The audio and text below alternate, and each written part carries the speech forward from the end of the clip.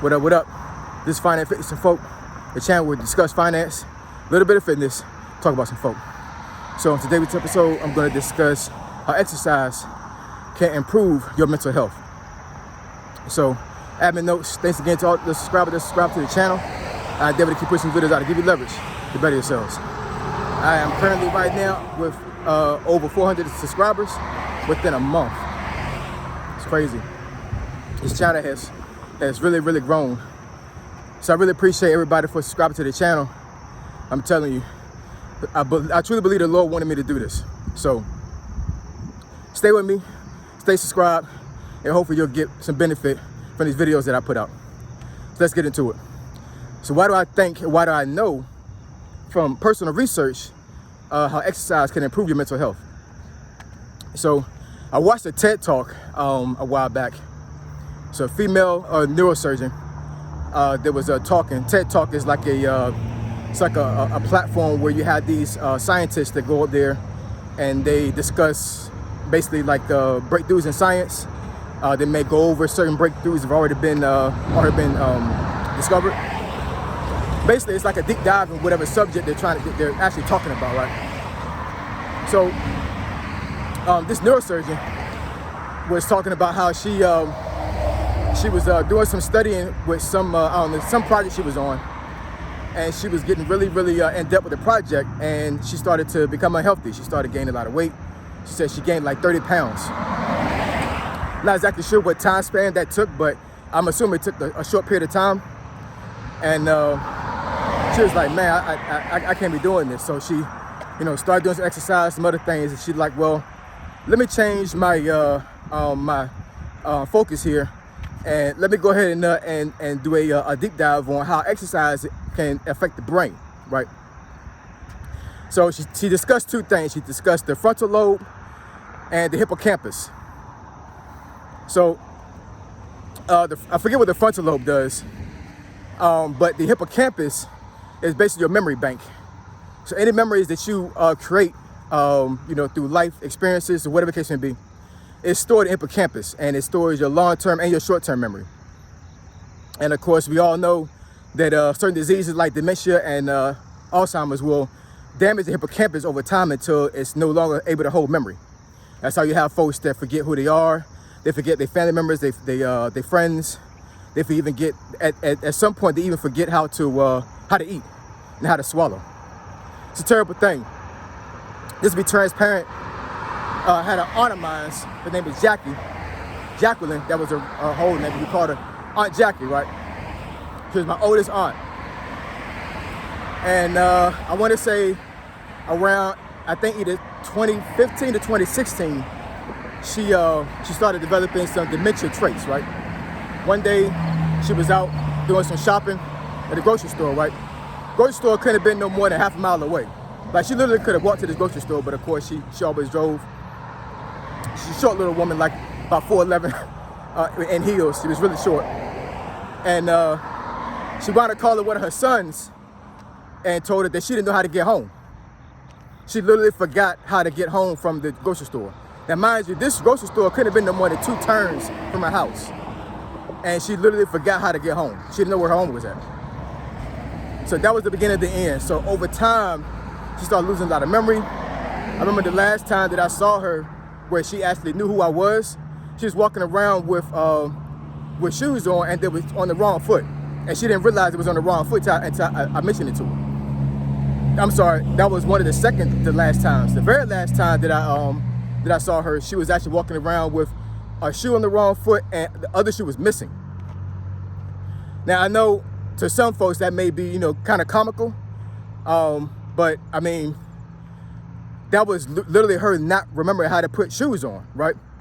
It's a terrible thing. So like I said, over time, things started getting really bad. She started to become really hard to deal with. My mom was taking care of her the last 2 years of her life. And she was becoming combative. She would fight my mom. She would cuss my mom out.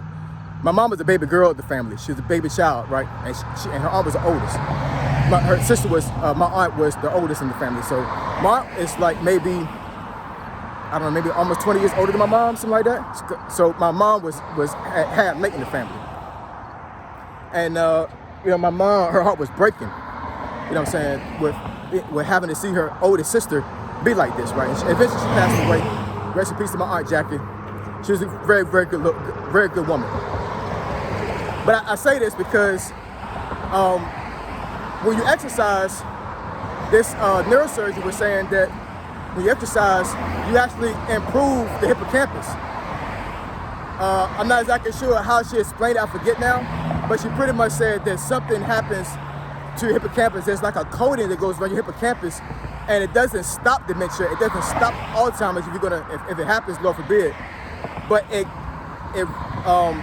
drastically increases your chances of having a better outcome if you ever develop those two things. In other words, it extremely slows the process, right? So let's say you're destined to have it, like Lord forbid if anybody does have that, but let's say that, for some reason you do, right? If you're exercising constantly over the years, you're prolonging it over years time span. So, I think they say that you normally would develop dementia like in your early 60s. You might not get it till you're 80, depending on how your body reacts and how much exercise you actually do in life, right? So, one of the things she said that happens when you exercise, especially when you do cardio, is it triggers dopamine to your brain.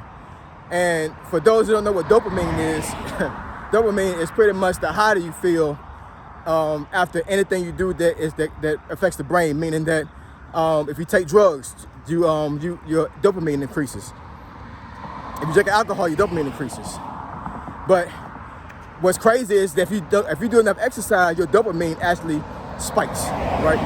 I know for myself, I said this before in a previous video, that a lot of times after I exercise, my brain is so clear. That's the reason why I make these videos right after exercise. Today I did 3.13 miles, right? And I'm highly focused right now, right?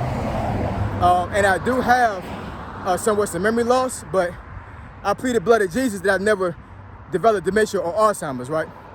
But there is some memory loss because of some of the things that I encountered while I was in the military, right? But this is the reason why I exercise so much, because I'm fighting for my life. And I'm putting this video out to let you know that if you are having issues medically, you need to get out there and start exercising and increase your focus. It actually, like I said, it puts a coating on your frontal lobe and your hippocampus, so your mental state actually increases. It gets better, right? Also, if you have depression, I know this pandemic has really put people in a funk when it comes to the mental health. They say that the mental health space is almost crippled. There's not enough psychiatrists or psychologists out there to help people. I mean, it's just terrible. You know what I'm saying? This pandemic has really created a crisis when it comes to mental health for a lot of folks, especially for young people. And I'm telling you right now, if you are overweight or you are in an unhealthy situation, doing exercise will help that immensely, especially doing cardio. Now, like I said, I'm not a fitness expert or anything like that, but from my research, they say that as a rule, you should try to at least work out 3 times a week, and those workouts you need to do at least 30 minutes of cardio. Now, I know for my 3 miles, it definitely helps me do over 3 minutes of cardio, right? Getting the heart rate up. But you don't have to, like run or jog, anything like that, right? If you are working from home, if you're working, at an office, and you have stairs in the office, take the stairs instead of taking the elevator or escalator. I know when I go to DC for work, I have to get off at the metro, right? And it's in a like a underground type environment, right? So there's a long escalator that goes up to the top, but I normally take the stairs every single time. When I'm leaving work and I'm going back down to the subway, I go down the stairs. I don't take the escalator at all. And my knees are shot a lot of times, you know what I'm saying? They hurt bad. But I do this because I understand that exercise actually will help my mental state. Like I said, there's a lot of people out there that are depressed. There's a lot of folks that are in a funk and they don't know what to do with themselves, you know what I'm saying? Well, I'm telling you right now, exercise is free. And exercise will help you immensely when it comes to mental health. We need to have mental health in order to build finance. You cannot expect yourself to be able to financially fit if you're not physically fit. I said this plenty of times before. You know what I'm saying? I say it again. You cannot expect to be financially fit if you're not physically fit or mentally fit, right? So you need to get your mental state right. You need to get your mind right. And the only way for you to get your mind right, for sure, is exercise, because that's a natural way to get your mind right. The natural way. And it has so many benefits, it's just unbelievable. What I said in another video before, whatever, you know what I'm saying, you can go back and do your own research in my videos. I said before that most wealthy people exercise. They're in shape. They're always out there doing some type of exercise. I promise you, you go to some of these high-end places, some of these ritzy areas where these folks live at, and you're going to see these folks out here walking early in the morning. You can see these folks out here jogging, running, all of that. You're going to see them in the gym. Rich folk exercise, y'all. You know what I'm saying? Like, there's no debate about that. There's no debate about that. They always exercise because they understand they have to stay physically fit in order to stay in this grind. So stay in the grind, stay in the fight, exercise, get your mind right, because exercise will definitely change your life for the better. All right? Like, comment, and subscribe. I endeavor to keep pussy videos out, to give you leverage. To give you leverage to better yourselves. Finding Fitness and Folk. Triple F, I'm gone.